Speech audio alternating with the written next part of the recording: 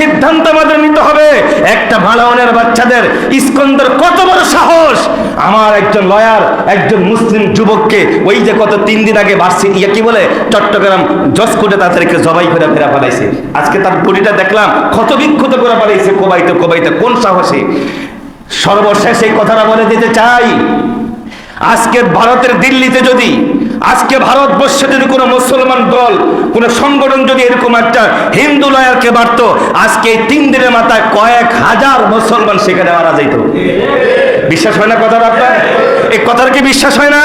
এরকম একজন লয়ার যদি, অ্যাডভোকেট যদি ভারতের কোনো 10 কোটি কোনো মুসলমান কবিয়া মারতো, তাহলে এই পর্যন্ত আজকে 3 দিনে কয়েক হাজার মুসলমানের জীবন দিতে হতো। কিন্তু আমরা একজন হিন্দুর জীবন কেড়ে নেই নাই। আমরা রাষ্ট্রীয় আইনের দিকে তাকিয়ে আছি, আমরা রাষ্ট্রীয় আইনের দিকে তাকিয়ে আছি। তবে আমাদের ধৈর্যের বাঁধ যেন কেউ না ভাঙে, আমাদের ধৈর্যের বাঁধ যেন কেউ না ভাঙে। অসাম্প্রদায়িক চায়, হিন্দুস্তান চায় এবং তাদের দোসররা চায় এবং এক জাতীয় মুনাফিকেরা চায় এই জাতীয় হিন্দু মুসলমানদের মধ্যে একটা দাঙ্গা হোক। এই সুযোগটা তারা গ্রহণ করবে।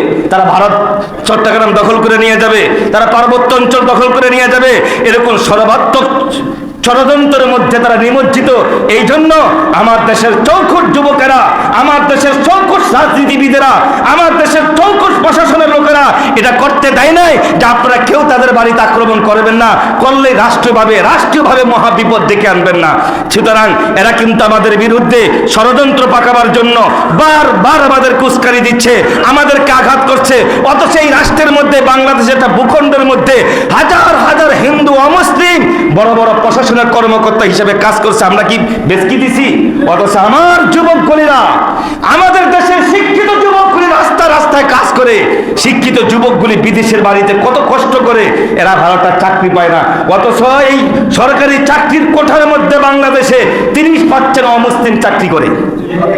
যত চাকরি আছে, যত ডিপার্টমেন্টে কি আছে, সরকারি চাকরি আছে, তার 30% চাকরি হিন্দুরা করে। কি আশ্চর্য! অথচ তাদের পাচ্ছেন হলো মাত্র 5% শতকরা।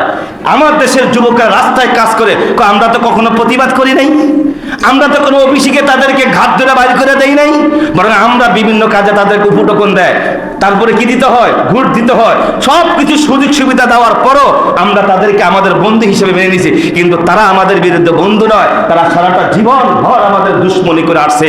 তাই আজকের এই মসজিদ থেকে আমার কলিজার টুকরা যুবকগুলিকে বলবো, ভাই তোমরা যেই দল করো না কেন, কিন্তু তুমি ভুলে গেলে চলবে না, তুমি জাতি হিসেবে মুসলমান। সেই মুসলমানদের চিন্তাধারা লালন করে, পালন করে, সেই চিন্তাধারা মানসিকতা নিয়ে যদি কোনো অমুসলিম কারো গায়ে হাত দিতে চায়, প্রত্যেকে সিংহের মতো বাঘের মতো ঝাঁপিয়ে পড়বে। পারবে না?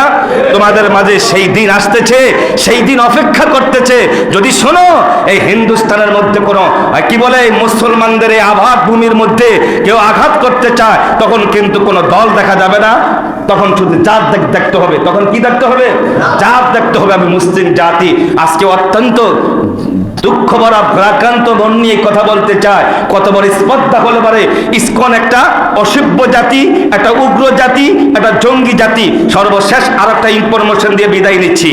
যদি বিশ্বাস না হয় আমার কথাটা, যদি আমার কথাটা বিশ্বাস না হয়, তাহলে আপনারা গুগলে, ইউটিউবে অথবা ফেসবুকে অথবা কোনো চৌকুশ মুসলমানের কাছ থেকে জায়গায় জায়গায় আমার মুসলমানরা এরকম লিঙ্ক দিয়ে দিছে।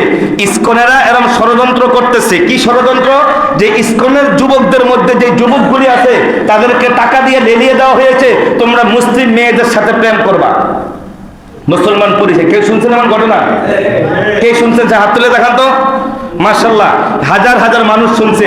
এরা ইসকন একটা গ্রুপ আছে, এদেরকে প্রশিক্ষণ দিয়া যে পালিয়ে দেয়, মুসলমান নাম ব্যবহার করে ভার্সিটির মধ্যে বিভিন্ন গ্রাম অঞ্চলে তোমরা মুসলমানদের মেয়েদের সঙ্গে প্রেম করবা। প্রেম করা বড় হয় তাদের পিছনে টাকা পয়সা ব্যয় করবা এবং তাদের সাথে অনৈতিক কার্যকলাপ করবা এবং তাদের পেটে বাচ্চা দিবা, এরপরে কাইটা পড়বা। আপনার কাছে একটু জানতে চাই, কিয়ামতের পরে কি হবে? জি, হাসর বা আখিরাত নাকি? কিয়ামত একটা নাম, আখিরাত আর একটা নাম। মুখস্থ করেন, কিয়ামত একটা নাম, আখিরাত কি? কিয়ামত একটা অবস্থা, কিয়ামত হলো সব পাল্টার বানিয়ে দেওয়া, আর আখিরাত হলো একটা স্থায়ী অনন্তকাল চিরকাল একটা জগতের নাম। এই প্রাসঙ্গিক করবে আপনাদেরকে এর আগেও বলছি, আজকে আবার বলে দিচ্ছি। সেটা হলো এই জগৎ মূলত 4টা। মুখস্থ আমার দিকে তাকান। জগৎ কয়টা? এক, আলমে আরওয়াহ, যে ফ্যাক্টরির মধ্যে আল্লাহ তামাম দুনিয়ার রূহগুলি বানাইছে, ওটা একটা জগৎ, ওটাকে বলা হয় আলমে রূহের জগৎ। কোন জগৎ? আলমে রূহের জগৎ। আলমে রূহের জগৎ, যেই জগতের মধ্যে, যে ফ্যাক্টরির মধ্যে আল্লাহ তামাম মাখলুকাতের রূহগুলি বানিয়ে সেখানে রেখে দিয়েছেন, এখনো আছে। সুবহানাল্লাহ।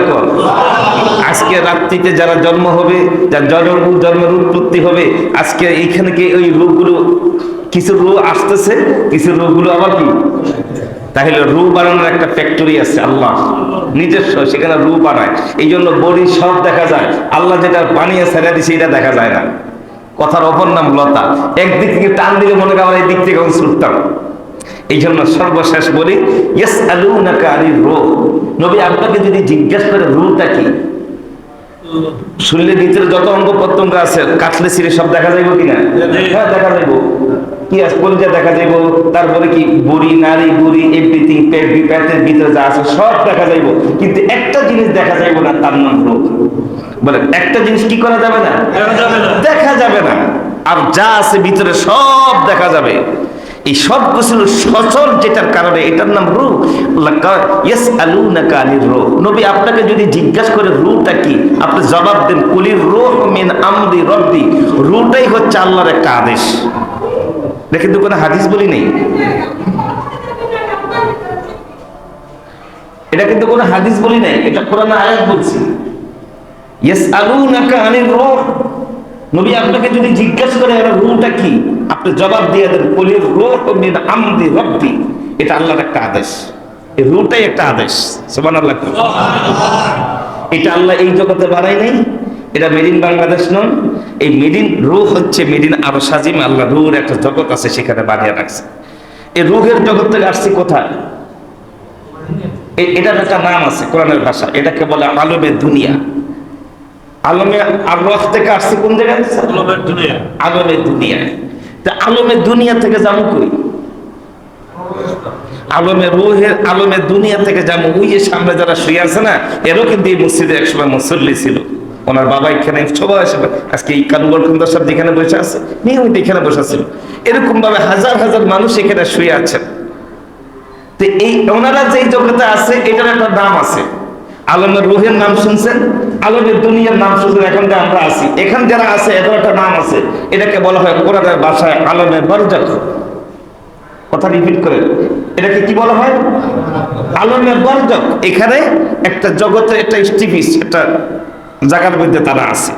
এবার এখান থেকে চূড়ান্ত পর্যায়ে আরেকটা জগতের মধ্যে মানুষ 4 নম্বরে দাঁড়াবে, ওটার নাম হচ্ছে আলমে আখিরাত। বলেন ভাই, এটার নাম কি? আলমে আখিরাত। এবার চূড়ান্ত পর্যায়ে কথাগুলো কি হলো? আসছি থেকে আলমে রূহ থেকে। কই থেকে কোথায় আসছি? আলমে দুনিয়া। আলমে দুনিয়া থেকে যাবো কই? আলমে বরজখে। আলমে বরজখ থেকে দাঁড়াবো কই? আলমে আখিরাতে। এই আলমে আখিরাত নিয়ে আজকের আলোচনা করব। তাহলে আমরা কিয়ামতের ছোট আলামত শুনলাম, কিয়ামতের বড় আলামত শুনলাম। তাহলে এই কিয়ামত হয়ে যাওয়ার পরে যাবো কই? আলমে আখিরাতে যাব। বলেন ভাই, আমরা কিয়ামত হয়ে যাওয়ার পরে কই যাব? আলমে আখিরাতে যাব। এই আলমে আখিরাতের জীবনটা নিয়ে আজকে আমি আলোচনা করব ইনশাআল্লাহ। সম্মানিত উপস্থিতি, আমরা পৃথিবীর মানুষগুলো তৎনগতে বিশ্বাসী। আর নাস্তিকেরা কি জানি কয়, কি খাওয়া দাওয়া ফুর্তি করো, বাবার দুনিয়াটা মস্ত বড়। এক দুনিয়া জাহেলরা কি কয়, খাওয়া দাওয়া ফুর্তি করো, আমাদের মেয়াদ 41 সাল পর্যন্ত বড়। এই নানান প্রকার স্লোগান দিয়ে পৃথিবীর মানুষ তার জীবনটা শেষ করে ফেলাইছে। অথচ মানুষ জানা উচিত ছিল, আমার এই জগৎটার পর আরেকটা জগৎ আছে, আমার এই হিসাব বিচার পর আরেকটা হিসাব কিতাব আছে, আমার এইখান থেকে আরেকটা জগতে হাঁটতে হবে। এটা জাস্ট দুনিয়ার স্টেশন। এখানকার একটা কর্ম দিয়ে আমরা একটা নির্দিষ্ট জায়গাতে যাব। আর একটা কথাও তার সঙ্গে যোগ করে দিই, আমরা কিন্তু আমাদের থাকার জায়গা ছিল জান্নাতে। কোথায়? জান্নাতে।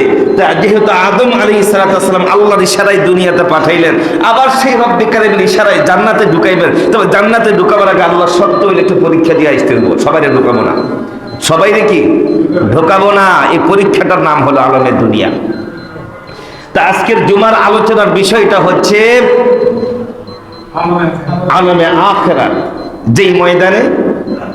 যেই ময়দানে একই টাইমে একই সময় তাম দুনিয়ার সমস্ত মাখলুকাত গুলো আল্লাহ দাঁড় করাবেন। সুবহানাল্লাহ।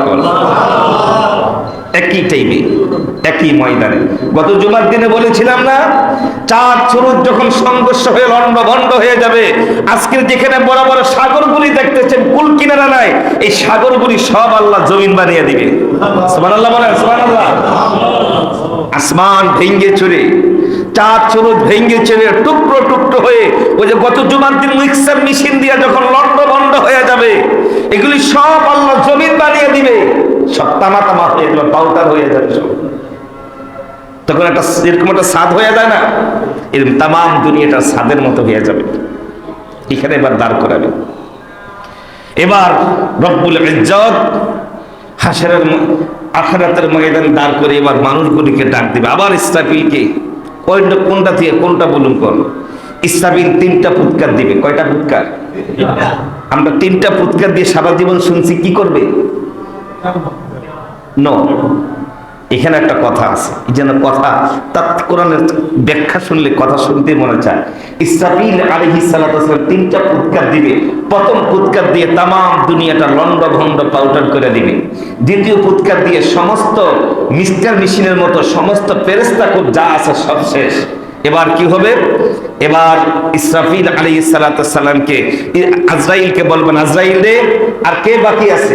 কার কেউ বাকি নেই, আল্লাহ 4জন ফেরেশতা আছি আমরা, আজরাইল, মিকাইল, ইসরাফিল, জিব্রাইল, আমরা 4 জন বাকি আছি। কার কেউ নাই? না। এবার আজরাইলকে বলবে বাকি 3 জনের জান কবজ কর। বাকি 3 জনের জান কবজ করে হলো মিকাইলের, ইসরাফিলের, আজরাইল, জিব্রাইলের জান কবজ হয়ে যাওয়ার পরে আল্লাহ বলবেন, এই আর কে বাকি আছে? বলবে আল্লাহ এখন শুধুমাত্র আমি আজরাইল, তোমার সৃষ্টি জগতের মধ্যে আমার হায়াত বাকি আছে, সবার হায়াত শেষ। আল্লাহকে মত, ইয়া মালাকাল মত, মরে যা। মরে যাবে। কে মরে যাবে? আজরাইল। মরে যাওয়ার পর আর কেউ বাকি থাকবে? বলেন ইসরাফিল ফুৎকার দিছিল কয়টা? 2টা। কয়টা দিছে? আরেকটা রয়ে গেছে কিনা? একটু পরে আসতেছি, একটু পরে আসতেছি। এই কথা, ইসরাফিলের ফুৎকার 2টা দেওয়ার পর ইসরাফিল শেষ। বুঝছেন কথা? ইসরাফিল আলাইহিস সালাম 2টা ফুৎকার দেওয়ার পর ইসরাফিল কি? তৃতীয় ফুৎকারের জন্য আসতেছে পরে। এবার রব্বুল আলামিন কি বলবেন? ইন্নাল্লাহা আজ্জা ওয়া জাল্লা ইযা কানা ইয়াউমুল কিয়ামাতি সাবআ সামাওয়াতি ওয়াল আরদি ফি কবদিহি সুম্মা ইয়াকুলু আনাল্লাহ। রব্বুল আলামিন 7 তবক আসমান জমিন যা কিছু পাউডার বানা হয়েছে সব তার হাতের মুঠোর মধ্যে নিয়ে আসবেন। কার কার হাতের তালুতে নিয়ে আসবেন? হাদিসে কথা, হাতের মুঠোর মধ্যে এনে বলবেন, আনাল্লাযী আবদাতুদ দুনিয়া ওয়া লাম তাকুন শাইয়া। আমি যখন দুনিয়া সৃষ্টি করেছি তখন তোরা কেউ ছিলি না। কে বলবে? আল্লাহ। একটু আমার সাথে কথোপকথন করেন, মজাতে আসতেছে একটু পরে। আনাল্লাযী আবদাতুদ দুনিয়া ওয়া লাম তাকুন শাইয়া। আমি যখন দুনিয়াটা সৃষ্টি করেছিলাম তখন তোরা কেউ ছিলি না। আনাল্লাযী উঈদুহা। আমি যখন দুনিয়াটা এখন ধ্বংস করে দিলাম, পাউডার বানিয়ে দিলাম, কেউ রাখতে পারছ নাই। কি করতে পারো নাই? কেউ রাখতে পারো নাই। এরপর আল্লাহ, ইয়া দুনিয়া আইনাল মুলুক। হে পৃথিবীর রাজা বাদশাগুলি গেলি কোথায়? এ আল্লাহ ধমক শুরু হয়ে গেল। কি বলবে? ইয়া দুনিয়া আইনাল মুলুক।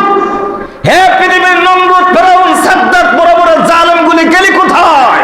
জমিনের মধ্যে অহংকার করতে, জমিনের মধ্যে প্রভাব বিস্তার করতে আল্লাহ ধমকাইবে, ইয়া দুনিয়া আইনাল মুলুক। ও পৃথিবীর বাদশাগুলি গেলি কোথায়?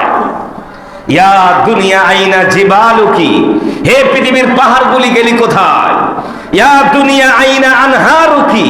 হে পৃথিবীর সাগরগুলি গেলি কোথায়? সাগরের হুঙ্কার, গর্জন, ঢেউ যারা দেখেছে তারা জানে সাগরের হুঙ্কার কারে বলে। ইয়া দুনিয়া আইনা আশজারুকি। হে পৃথিবীর গাছ গাছালিগুলি গেলি কোথায়? হে আমার সৃষ্টি। আল্লাহ এরকম ভাবে অনেকগুলো বলবেন, ধমকাইবেন। এই ধমকটার সুরে 40,000 বছর পর্যন্ত এই ধমকাইবেন, আর জমিনটা থর থর থর থর করে কাঁপতে থাকবে। সুবহানাল্লাহ। এরপর আল্লাহ বলবেন, লিমানিল মুলকুল ইয়াউম। 40,000 বছর পর আল্লাহ বলবেন কোরআনের ভাষা, লিমানিল মুলকুল ইয়াউম। আজকের এই যে রাজ্য আধিপত্য আমার, ক্ষমতা আমার, বাদশাহিত্ব আমার, লিল্লাহিল ওয়াহিদুল কাহ্হার। পরক্রমশালী আমি আল্লাহ ছাড়া কেউ আছো কিনা বেরিয়া, কেউ থাকবে না। এবার রব্বুল আলামিন ইসরাফিলকে এবার দাঁড় করাবেন। তাকে নিজে পৃথিবীর মানুষ বানাবার আগে শুরুতে বানাইছে আদমকে। এবার ঠিক একই ক্যাটালগে আল্লাহ তাবারক তাআলা ইসরাফিলকে ডাক দিবেন, এদিকে আয়, যে বাঁশিটা দিছিলাম এই বাঁশিটা সহকারে দাঁড়া। ইসরাফিলকে আল্লাহ নিজেই দাঁড় করাবেন। দাঁড় করাবেন, এবার বাঁশির ভিতরে এবার ফুৎকার দাও। এবার কি? এবার বাঁশির মধ্যে ফুৎকার দাও। তাফসীরের কিতাবের মধ্যে আছে এই ফুৎকারটার মাধ্যমে এই বাঁশির ভিতরে সমস্ত মাখলুকাতের রূহগুলো ঢুকিয়ে দিবেন। এই ফুৎকারের মধ্যে সমস্ত রূহগুলো মাটির নিচে চেটি হয়ে যাবে। সুবহানাল্লাহ কোন? কয় নম্বর ফুৎকারে কি হয়ে যাবে? কেউ কেউ বলছেন এই বাঁশির মধ্যে 4টা ছিদ্র থাকবে। কয়টা? একটা ছিদ্র দিয়ে নবী রাসূলদের রূহগুলি বেরিয়ে আসবে, আর একটা ছিদ্র দিয়ে কি বলে ফেরেশতাদের রূহগুলি বেরিয়ে আসবে, আর একটা ছিদ্র দিয়ে তামাম দুনিয়ার সমস্ত আদম সন্তানের রূহগুলি বেরিয়ে আসবে, আর একটা ছিদ্র দিয়ে তামাম দুনিয়ার যত প্রাণী আছে মাখলুক আছে তাদের রূহগুলি বেরিয়ে আসবে। এবার ইসরাফিল আলাইহিস সালাতু সালাম তৃতীয় নম্বর ফুৎকারটা দিয়ে তামাম দুনিয়ার মানুষের কি হয়ে যাবে? তামাম দুনিয়ার মানুষের রূহগুলি বেরিয়ে আসবে। এবার এই জমিন থেকে সর্বপ্রথম যিনি এই রূহ সহকারে জ্যান্ত মানুষটা দাঁড়িয়ে যাবে তিনি আপনার আমার নবী, দুই জাহানের নবী, বিশ্ব নবী মুহাম্মদুর রাসূলুল্লাহ সাল্লাল্লাহু আলাইহি ওয়াসাল্লাম। ইসরাফিলের 3 নম্বর ফুৎকারের জমিন থেকে আমার রাসূল দাঁড়িয়ে যাবেন। সুবহানাল্লাহ। বলুন সর্বপ্রথম কে দাঁড়াবে? আমার নবী। সর্বপ্রথম ওই ফুৎকারে সর্বপ্রথম আমার রাসূল জমিন থেকে দাঁড়িয়ে যাবেন, লাব্বাইক আমি হাজির। এরপর আদম দাঁড়াবে, নূহ নবী দাঁড়াবে, ইসমাইল দাঁড়াবে, ইব্রাহিম নবী দাঁড়াবে, দাউদ নবী দাঁড়াবে, ইসমাইল নবী দাঁড়াবে, সমস্ত নবীরা দাঁড়াবে। দাঁড়িয়ে দাঁড়িয়ে প্রত্যেকের উম্মত তালাশ করা শুরু করে দিবে। এবার পৃথিবীর প্রত্যেকটি মানুষ কি হয়ে যাবে? আপনাদেরকে কি ভাষায় বোঝাবো বলুন? মুরগির বাচ্চাগুলি যখন ডিম পুড়ে দেখবেন, ডিম থেকে কত আল্লাহ চিনার জন্য আর কি বলবো বলেন, আল্লাহর চিনার জন্য আর কি বলবো বলেন। এরকম মুরগির বাচ্চার প্যাকেটের ভিতরে ডিমটার ভিতরে যেরকম একটা জ্যান্ত বাচ্চা ঘোরাফেরা করতেছে, তখন মানুষগুলো পৃথিবীর মধ্যে মায়ের পেটের ভিতরে বাচ্চাগুলি যেরকম ভাবে থাকে, ওই ইসরাফিল 3 নম্বর ফুৎকার দেওয়ার পরে জমিনের ভিতরে এরকম মানুষগুলি জীবিত থাকবে। সুবহানাল্লাহ। এরপরে ফুৎকারের সময় সবার পেটে জমিন পেটে ও আখরাজাতিল আরদু আসকালাহা ও ক্বালাল ইনসানু মা লাহা। আরে বাবা রে, এই কথা বললে তো এইখানে তো আলোচনা আমি সামনে তো আগাইতে পারতেছি না। এবার জমিন পাইটা সমস্ত মানুষগুলো বের হয়ে উঠবে। যেমনটা এই যে ফসলের ভিতরে ছোট্ট ছোট্ট আলুগুলো টুকটা টুকটা করে ডেইরির ভিতরে কবরের ভিতরে কি করে দেয়, কয়দিন পরে কি হয়? গাছ হয়, এতগুলো আলু জমা হয়, একটা জীবন, এদেরও তো একটা জীবন আছে।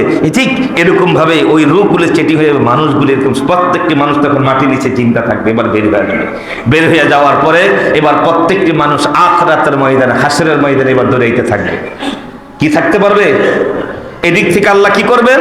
ওই যে ডেকোরেশন, তামাম দুনিয়াটা তামা বানিয়ে লাইবেন, দুনিয়া বানাইবেন, সূর্যটা মাথার উপর সেটিং করে ফেলবেন। অর্থাৎ আল্লাহ তার বান্দাগুলিকে দাঁড় করানোর জন্য যে এই ধরনের ডেকোরেশন করার দরকার, আল্লাহ ফাঁকি দিয়ে সবকিছু কি করবে?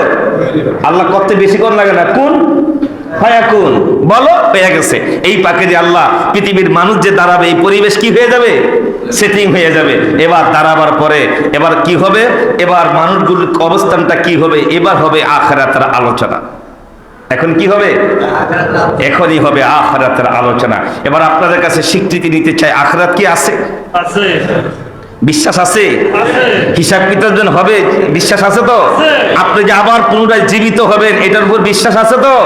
আলহামদুলিল্লাহ। আল্লাহ আপনাদের বিশ্বাসের সহিত আল্লাহ যেন আপনাদেরকে জান্নাতবাসী করে, বলেন আমিন। সম্মানিত আল্লাহর ঘরের মেহমান বৃন্দ, এবার আখিরাতের ময়দানে প্রত্যেকটি মানুষ দাঁড়াবে। দাঁড়াবার পরে কি হবে? ইকরা কিতাবাকা কাফা বিনাফসিকাল ইয়াউমা আলাইকা হাসিবা। শুরু হয়ে যাবে। ইকরা কিতাবাকা কাফা বিনাফসিকাল ইয়াউমা আলাইকা হাসিবা। এই কথাটা বলবার আগে আমি আরেকটি কথা তার সামনে যোগ করে, বাবা একটু গভীর মনোযোগ দিয়ে শুনিয়েন। আমার আল্লাহ এই জমিনের মধ্যে কোরআন নাজিল করে সর্বপ্রথম যে শব্দটা প্রয়োগ করেছিলাম, আমার নবীর কাছে পাঠাইছেন, ওই শব্দটা অধিকাংশ মানুষ জানেন। বলেন তো শব্দটা কি? ইকরা। অর্থ কি? পড়ো। কি পড়ব? আমার নবীর কাছে ওহির বার্তা জানিয়ে বলতো যে ইকরা পড়ো। নবী যদি বলে কি পড়ব, উত্তর আসে বিসমি রাব্বিক, তোমার প্রভুর নামে পড়ো। নবী যদি বলে প্রভুকে, এবার একই আয়াতের পরবর্তী শব্দের জন্ম দেয় আল্লাযী খলাক, সে যে তোমাকে সৃষ্টি করেছেন, মাখলুকাত সৃষ্টি করেছেন, তামাম দুনিয়া সৃষ্টি করেছেন, তিনিই তোমার রব। একত্রিত অর্থ কি? ইকরা বিসমি রাব্বিকাল্লাযী খলাক, পড়ো তোমার প্রভুর নামে যিনি তোমাকে সৃষ্টি করেছেন। সুবহানাল্লাহ। এবার নবী যদি বলেন খলাকাল ইনসানা মিন, আমাকে সৃষ্টি করলেন কিভাবে? পরবর্তী আয়াতে জমা খলাকাল ইনসানা মিন আলাক। না রে বাবা না, আমি আর কথার সামনের দিকে বাড়াচ্ছি না। আমি মূলত যেই কথাটা বুঝাইতে চাচ্ছিলাম, আমার নবীর কাছে ওহির বার্তা প্রেরণ করে সর্বপ্রথম যেই কথাটা প্রেরণ করা হয়েছিল, ইকরা পড়ুন। কি পড়ব? রব চিনার জন্য পড়েন। এই জন্য নবীর কাছে ওহির বার্তা প্রেরণ করে বলতো কি চিনার জন্য নবীর কাছে ওহির বার্তা প্রেরণ করেছে? আল্লাহ চিনার জন্য। মাশাআল্লাহ, উনি বলছেন রব চিনার জন্য, আল্লাহ চিনার জন্য। ও ভাই, ওই আল্লাহ তাবারক তাআলা হাসরের ময়দানে এবার সব মানুষগুলিকে দাঁড় করিয়া বলবে ইকরা, আজকে পড়ো। কোন ময়দানে? হাসরের ময়দানে। কি বলবে? ইকরা পড়ো। দুনিয়াতে বলতে ইকরা দিয়া বুঝাইতে চাইছে তোমার রব চিনার জন্য পড়ো। আপনারা একটু বলেন, হাসরের ময়দানে আল্লাহ বলবেন ইকরা পড়ো, কি চিনার জন্য? জি মাশাআল্লাহ। এই উনি বলছে আল্লাহ চিনার জন্য, উনি বলছে নিজের জীবনের হিসাব কিতাব বুঝে নেওয়ার জন্য। হ্যাঁ, ওনারটা সঠিক। হাসরের ময়দানে আল্লাহ চিনার কোনো দরকার নাই। বলেন কি বলছি? হাসরের ময়দানে কি আল্লাহ চিনার কোনো দরকার নাই। হাসরের ময়দানে চিনা ফেলবে এটা কোন ময়দান? হাসরের ময়দানে চিনা ফেলবে আমি কার আদালতে দাঁড়াইছি। হাসরের ময়দানে ঠিকই বুঝা ফেলবে আমি এখন কোথায়। ও আমার জাতি, শুনে মনোযোগ দিয়া, সেটা হলো এই কথা, দুনিয়ার মধ্যে আল্লাহ কোরআন নাজিল করে সর্বপ্রথম যেই বাক্যটা প্রয়োগ করা হয়েছে ইকরা বিসমি রাব্বিকাল্লাযী খলাক, পড়ো তোমার প্রভুর নামে যিনি তোমাকে সৃষ্টি করেছেন। একই আল্লাহ হাসরের ময়দানে বলবে ইকরা কিতাবাকা কাফা বিনাফসিকাল ইয়াউমা আলাইকা হাসিবা, আজকে পড়তে থাকো। তবে আজকের পড়াটা তোমার রব চিনার জন্য পড়ার দরকার নাই। আজকের পড়া পড়বা তুমি তোমাকে চিনার জন্য। তুমি চোর ছিলা, ডাকাত ছিলা, সন্ডা ছিলা, গুন্ডা ছিলা, পান্ডা ছিলা, কি ছিলা, তোমার পরিচয়টা কি? আজকে তোমার পরিচয় আমলনামা তোমার হাতের মধ্যে দিয়ে দেওয়া হলো। তুমি তোমার আমলনামাগুলো পড়তে থাকো। আল্লাহু আকবার বলেন। বলেন কি কি দেওয়া হবে? আমলনামা হবে। এবার আমলনামার 99টা ভলিউম দেওয়া হবে। এবার বান্দা পড়তে থাকবে হাসরের ময়দানে কোন দিন কোথায় কি করছি, কোন রাত্রিতে কোথায় কি করছি, কোন দেশের মধ্যে যে কোথায় কি করছি, কোন জায়গায় কারে খুন করছি, কোন জায়গায় কার রক্ত নিয়ে ছিনিবিনি করেছি। এবার বান্দা তার জীবনের সকল আমলনামাগুলো দেখতে পায়া এবার বলবে মালি হাদাল কিতাব, এ কি আশ্চর্যজনক কিতাব। কি বলবে? মালি হাদাল, এটা কি আশ্চর্যজনক কিতাব, যে কিতাবের মধ্যে ছোট এবং বড় কোন গুনাহ তো বাদ পড়লো না। মালি হাদাল কিতাব লা ইউগাদিরু সাগীরাতাও ওয়ালা কাবীরা, হায়রে এটা এমন কি ভলিউম দেওয়া হলো, এমন কি কিতাব আমার হাতে ধরিয়ে দেওয়া হলো, যে কিতাবের মধ্যে আমার জীবনের ছোট এবং বড় কোন একটা গুনাহ তো বাদ পড়লো না, কোন একটা গুনাহ তো বাদ পড়লো না। আমার জীবনের সব গুনার রেকর্ড এখানে আছে। আর একটা কথাও তার সঙ্গে যোগ করি, শুনবেন, হয়তোবা কোনোদিন শুনেন নাই, আজকে শুনে রাখেন। হয়তোবা কারো জীবনের জন্য কোনোদিন শুনেন নাই, আজকে শুনে রাখুন। দুনিয়ার আদালতে বিচার করলে সাক্ষীর প্রয়োজন আছে কিনা? রায় দিতে হলে সাক্ষীর প্রয়োজন আছে কিনা? আমার আল্লাহ হাসরের ময়দানেও সাক্ষী, আল্লাহ যে বিচার করবে আল্লাহ সাক্ষীর প্রয়োজন আছে কিনা? উত্তর দেন। আমার আল্লাহ সাক্ষীর প্রয়োজন আছে কিনা? আমার আল্লাহ হাসরের ময়দানে 4 প্রকার সাক্ষী গ্রহণ করবেন। কয় প্রকার? 4 প্রকার। 1 নম্বর, আল্লাহ সাক্ষী থাকবে ফেরেশতারা কিরামান কাতিবিন, এবং 2 জন সম্মানিত লেখক আপনার জন্য, আপনার বিরুদ্ধে, আপনার জন্য গুড সাক্ষী, ব্যাড সাক্ষী যেটা বলেন না কেন, ভালো সাক্ষী আর খারাপ সাক্ষী যেটা বলেন না কেন, যখন যেটা করছেন আল্লাহর 1 নম্বরের সাক্ষী হিসাবে আমার আল্লাহ দাঁড় করাবেন ফেরেশতাদেরকে। এই ফেরেশতারা বল এই বান্দা এটা করছে কিনা, এই ফেরেশতা বল এটা করছে কিনা। কয় আল্লাহ করছে, এই জন্য তো আমি লিখে রাখছি। এই জন্য কি? এবার বলেন তো আল্লাহর 1 নম্বর সাক্ষী কারা? আমার আল্লাহর 2 নম্বর সাক্ষী হলো নবী রাসূলগণ। কারা? আমার আল্লাহর 2 নম্বরের সাক্ষী হবেন নবী রাসূলগণ। আমার আল্লাহ 3 নম্বর সাক্ষী হলে এই যে আমরা মসজিদের জুমার মধ্যে যে বক্তব্য রাখি, এই যে ওয়াজের ময়দানে যে বক্তব্য রাখি, এই যে আপনাদেরকে ডেকে এনে যে নসিহত করে থাকি, এই নসিহতগুলো আল্লাহ তাবারক তাআলা আমার জন্য, আপনার জন্য সাক্ষী হিসেবে রাখবেন। কোরআনের বর্ণনা, এ বান্দা তুমি কি আমার এদেরকে বলো নাই আল্লাহ বলেছিলাম, এদেরকে এই পথে চলতে বলেছিলাম। আল্লাহ 3 নম্বর সাক্ষী হিসেবে আমাদের নিবেন। কোরআনের কথা আছে, প্রত্যেকটি কথা কোরআনের সাক্ষী আছে।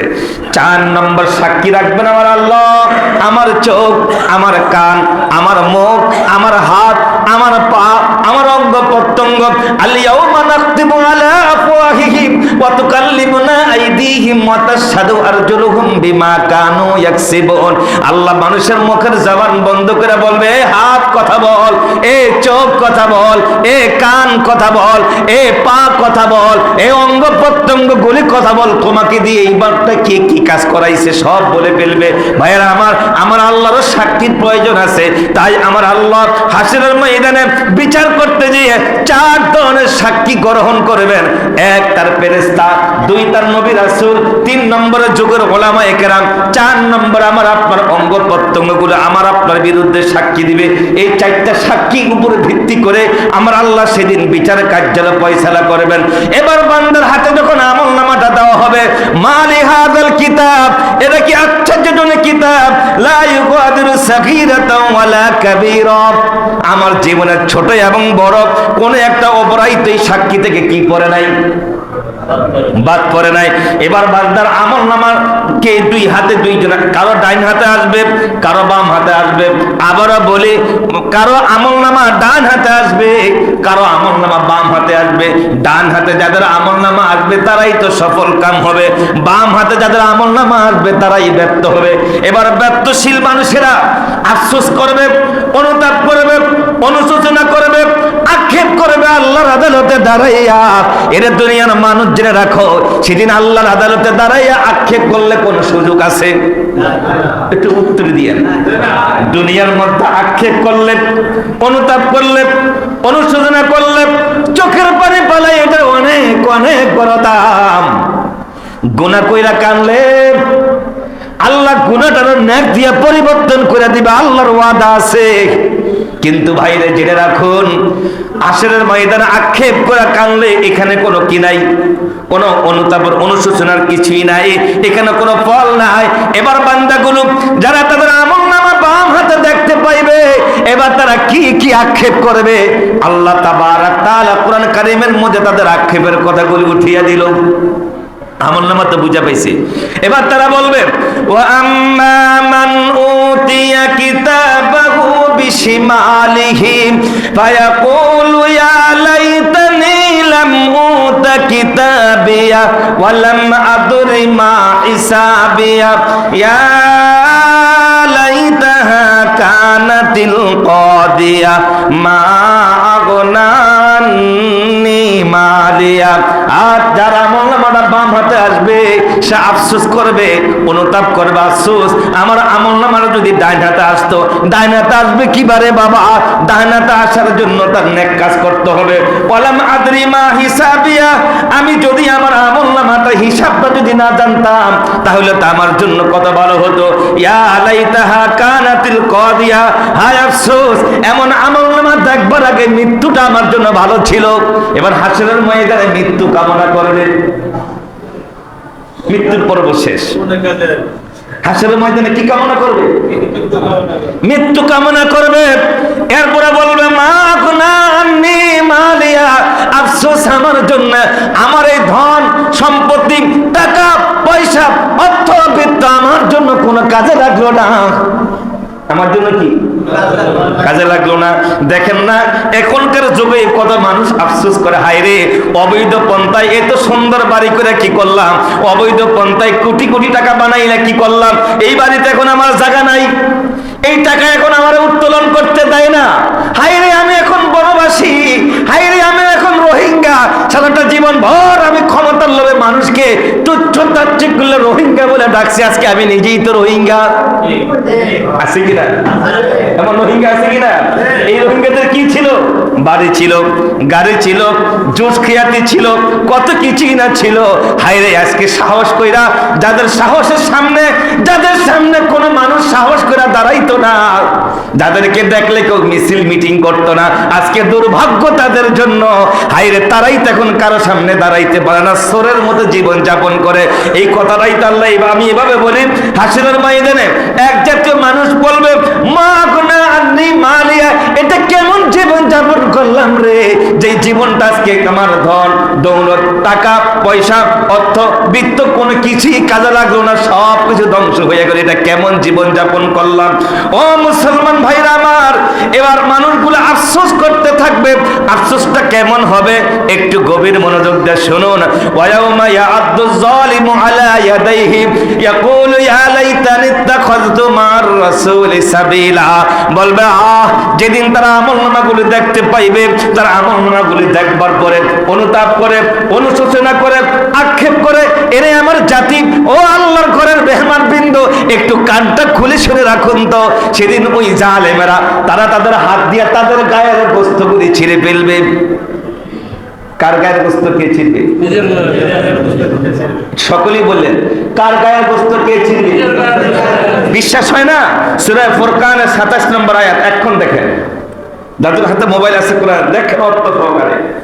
ওয়ায়াউমা ইয়া'আদ্দুয যালিমু আলা ইয়াদাইহি, যেদিন জালেমদেরকে তাদের প্রাপ্য তারা দুনিয়ার মধ্যে কে কি করেছে এই কথাগুলো, এই লেখাগুলো যখন তাদের আকারে পুস্তক আকারে বুঝিয়ে দেওয়া হবে, তারা তাদের অপরাধগুলো দেখবার পরে অনুতাপ করে, অনুশোচনা করে, আক্ষেপ করে, হায় রে ওরা ওদের হাত দিয়ে ওদের গায়ের গোশতগুলি ছিঁড়ে ফেলবে। আফসোস, এটা আমি কি করলাম, এটা আমি কি করলাম, এটা আমি কি করলাম, এই আফসোস করে তারা তাদের গায়ের গোশত ছিঁড়ে ফেলবে। আর কি বলবে? ইয়াকুলু ইয়া লাইতানি ইত্তাখাযতু মা'আর রাসূলি সাবিলা, আমি যদি রাসূলের দলের অন্তর্ভুক্ত হতাম, আমি যদি উলামায়ে কেরামদের দলের অন্তর্ভুক্ত হতাম, তাহলে তো এই বিপদের মধ্যে পড়তে হতো না। এরপরে 28 নম্বর আয়াতে কারিমার মধ্যে কি বলবে? ইয়া ওয়াইলাতা লাইতানি লাম আত্তাখিজ ফুলানান খলিলা, সূরা ফুরকানের 28 নম্বর আয়াত। আফসোস করে বলবে আমার জন্য বড় দুঃখ, আমার জন্য বড় অনুতাপ, আমার জন্য বড় অনুশোচনা।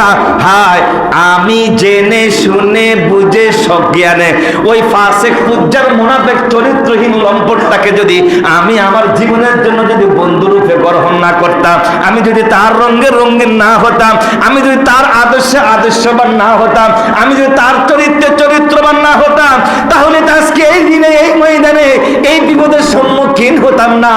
হায় রে, আমি কারে আমার জীবনের জন্য বন্ধু বানাইলাম? আফসোস করবে।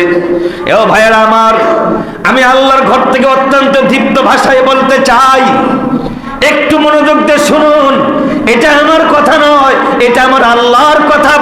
ইয়া আইয়ুহাল্লাযীনা আমানু, বলেন আপনারা কি ঈমানদার? যারা বলেন নাই তারা কি? এখানে যারা বসে আছেন আল্লাহর নামাজ পড়ার জন্য, আপনারা প্রত্যেকে কি ঈমানদার?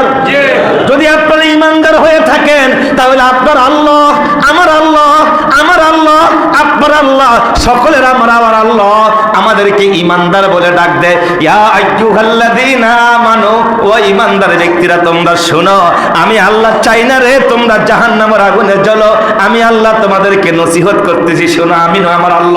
আল্লাহ লা তাত্তাখিযুল কাফিরিনা আউলিয়া মিন দুনিল মুমিনিন, মুমিনদেরকে ছাড়া সাবধান, কাফেরদেরকে তোমার বন্ধুরূপে গ্রহণ করিও না। আমার আল্লাহর কথা। ইয়া আইয়ুহাল্লাযীনা আমানু, ও ঈমানদার ব্যক্তিরা তোমরা যারা আমার প্রতি ঈমান আনয়ন করেছো, লা তাত্তাখিযুল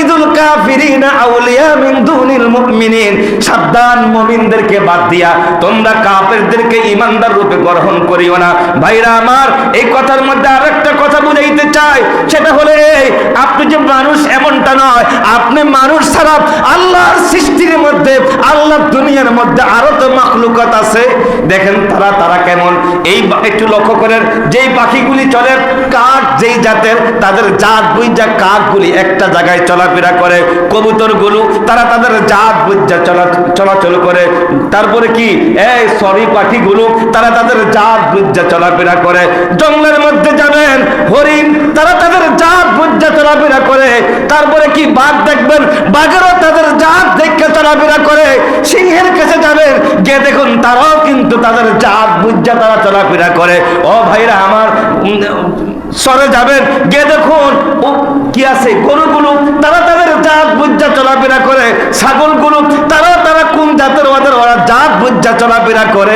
ও ভাইরা আমার, এবার মাছের দেশে যাবেন, গিয়ে দেখুন নদীর মধ্যে মাছ যেই জাতের, ইলিশ মাছগুলো এরা এদের জাত বুঝা চাক ধরে ধরে জমিনের মধ্যে হাঁটে। রুই মাছগুলো তারা যেই জাতের মাছ, ওই জাত বুঝে তাদেরকে বাচ্চা চলাফেরা করে। কাতলা মাছগুলো দেখবেন তারা তাদের জাত বুঝা চলাফেরা করে। এক কথাতে চলে আসি, আল্লাহর জমিনের মধ্যে যত মাখলুকাত আছে, সমস্ত মাখলুকাত গুলো এই জমিনের মধ্যে তারা তাদের জাত বুঝা বেছে নেয় চলার জন্য, বাঁচার জন্য। তারা দল বেঁধে বেঁধে হাঁটে। তুমি মুসলমান, আল্লাহকে সাবধান, ও মুসলমান ব্যক্তিরা জেনে রাখো, তোমরা শুনে রাখো, তোমাদের একটা জাত, তোমরা মুসলিম জাতি। আমরা দেশ হিসেবে বাংলাদেশি, আমরা দেশ হিসেবে কি জবাব দেন, আমরা দেশ হিসেবে কি, আমরা জাত হিসেবে তাম দুনিয়ার মুসলমানগুলো মুসলমান। আমরা জাতিগতভাবে কি সকলে বলেন না কেন, আমরা জাতিগতভাবে কি, দেশ হিসেবে কি, আমরা দেশ হিসেবে বাংলাদেশি, কিন্তু আমরা জাত হিসেবে আমরা মুসলমান। এই মুসলমান হিসেবে তাই আমাদেরকে বেছে নিতে হবে আমাদের বন্ধুকে, আমাদের শত্রুকে, কে ইমানদার কে বেঈমান। হ্যাঁ, আমরা একটা কুকুরের বাচ্চা যদি বিপদের মধ্যে পড়ে, দেইনের মধ্যে পড়ে, কুত্তার সঙ্গে মানবতা দেখাইতে পারি, ঠিক অমুসলিম যদি বিপদে পড়ে এবং এদেরকে আমি কুত্তার মতো মানবতা দেখাইতে পারি, তাই বলে তাদের চরিত্রের সঙ্গে আমার চরিত্র মিশানো যাবে না।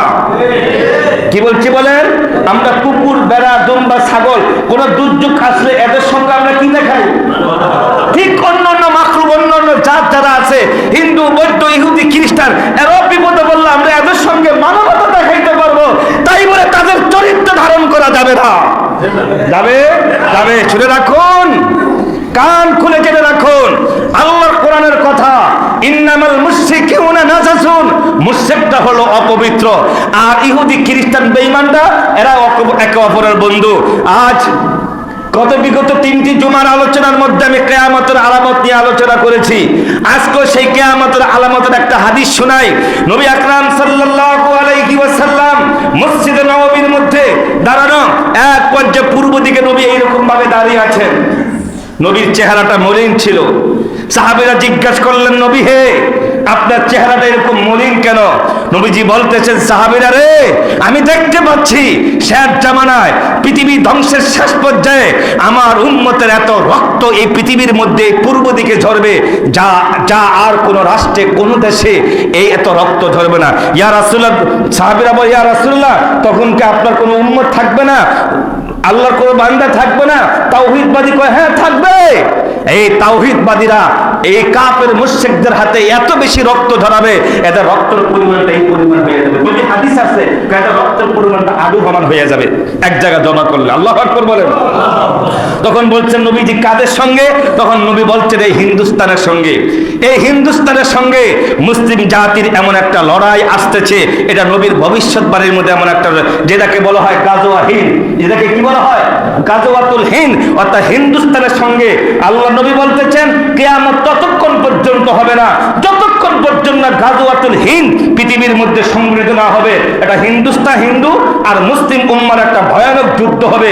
এই যুদ্ধটার মধ্যে লক্ষ লক্ষ মুসলমান মুমিন মারা যাবে, লক্ষ লক্ষ কাফের মারা যাবে এক প্রথম ধাপে, দ্বিতীয় ধাপে এক সাইডে মুসলমান মারা যাবে, চতুর্থ ধাপে আইসা তখন কি বলে কাশ্মীর থেকে অথবা আফগানিস্তান থেকে অথবা আরব দেশ থেকে বিশাল একটা বহর এসে মুসলমানদেরকে সাহায্য করবে হিন্দুস্তান আইসা। এদের হাত ধরে আল্লাহ তাবারক তাআলা হিন্দুস্তানের মুসলমান কালিমা উত্তোলন করবেন, সুবহানাল্লাহ। আজ আমি এই কথাটা এই জন্য বলতে চাচ্ছি, ও মুসলমান যুবকেরা, আজকে তোমরা ঘুমিয়ে আছো নানান প্রকার ডিভাইস নিয়ে, নানান প্রকার মতবাদ নিয়ে, নানান প্রকার মতাদর্শ নিয়ে, নানান প্রকার মতলক্ষ্য নিয়ে আজ তোমরা বিভক্ত হয়ে আছো। জেনে রাখো, তোমাদের দুশমন হিন্দুস্তানের বাচ্চারা কিন্তু ঘুমিয়ে নাই। তারা তোমাদের বিরুদ্ধে লড়াই করার জন্য, তোমাদের জীবন কেড়ে নেওয়ার জন্য, তোমাদের বিরুদ্ধে সংগ্রাম করার জন্য ওরা ট্রেনিং থেকে শুরু করে ওরা সকল প্রস্তুতি নিয়ে গ্রহণ করতেছে। এমনকি আমার এই শস্য শ্যামল সোনার বাংলাদেশের বিরুদ্ধে তারা সর্বাত্মক আর দখল করার জন্য, যুদ্ধ করার জন্য, এরা সংখ্যালঘু হওয়া সত্ত্বেও এরা আমাদের মাথার উপর লবণ দিয়ে বরিখা, আমাদের গর্দান কেটে নেওয়ার জন্য এরা প্রস্তুতি নিয়ে আছে। আর আমরা কি করতেছি? আমরা নানান প্রকার মতানৈক্য নিয়ে আমরা বিভক্ত হয়ে আছি। আজ মসজিদ থেকে, আজ আমি আল্লাহর ঘর থেকে অত্যন্ত দীপ্ত ভাষায় আমার কলিজার টুকটার যুবকগুলিকে বলতেছি যে যেই দল করো না কেন, করতে পারো, এটা তোমার ব্যক্তিগত ব্যাপার। মনে রাখতে হবে, আমি জাতিগতভাবে আমি মুসলমান। বলেন, আমি জাতিগতভাবে কি? আমার মুসলিমের তাওহীদের উপরে, আমার মুসলিমের একত্ববাদের উপরে, আমার ইমানের উপরে, আমার সার্বভৌমত্বের উপর যদি কোনো হিন্দু, কোনো বৌদ্ধ, কোনো খ্রিস্টান, কোনো ইসকন যদি আঘাত করতে চায়, হয় মারবো, না হয়ে তাকে হয় নিজে মরবো, তাহলে তাকে মারবো, এমন সিদ্ধান্ত আমাদের সামনে নিতে হবে। কথা কি বুঝাইতে পারছি? এরকম কয়েকটা ঘটনা ঘটছে, জাতীয় পত্রিকা নিউজ আসছে। এই জন্য সমস্ত মেয়েদেরকে প্রেম করার ক্ষেত্রে আপনার মেয়ে কার সাথে সম্পর্ক করছে, এটা কোন জাতের, কোন বর্ণের, এরকম একটা দুটা বাবুরাতে এরকম ঘটনা ঘটছে। জানে দেখেন, গিয়ে দেখেন বাবুরাতে এরকম ঘটনা, হিন্দু ছেলে মেয়ের সাথে সম্পর্ক করিয়া অবৈধ বাচ্চা নিয়ে এরপরে কাওয়ার স্মৃতি করে ছেলে কাইটা পড়ছে। এরকম হাজার হাজার ঘটনা অহরহ হচ্ছে, নাউজুবিল্লাহ বলেন। সুতরাং আপনাদের কান, মুখ, চোখ সব চৌকস থাকতে হবে, ইসকন যেন এই মাটিতে কোনো ষড়যন্ত্র করতে না পারে। সুতরাং যেই ষড়যন্ত্র করে এরা সাধু সাজতে চায়, ইসকন কেন জানে, এই জাতীয় পোশাক পরে আর এরকম হাতের মধ্যে এরকম একটা কাপড় পেঁচিয়া এরকম তাদের নামে, তাদের রামের নামে তসবি পরে দেখবেন মাঝে মধ্যে দুই চারটা, সব হিন্দু নয়, এরা আলাদা একটা গোষ্ঠী। এই গোষ্ঠীরা মুসলমানদের বিরুদ্ধে এই ষড়যন্ত্রের মধ্যে নিমজ্জিত। তাই আমার যুবকগুলিকে বলবো, যে যেই দল করো তোমার ব্যাপার, কিন্তু কাফের মুশরিক বেঈমানদের বিরুদ্ধে এদেরকে শায়েস্তা করতে যে আমরা সবাই এক দল। ঠিক আছে তো? আল্লাহ আমাদেরকে এই মানসিকতা জাগ্রত করে আমাদের জীবন যাপন করার তৌফিক দান করুক, বলেন আমিন। আসসালামু আলাইকুম ওয়া রাহমাতুল্লাহি ওয়া বারাকাতুহু।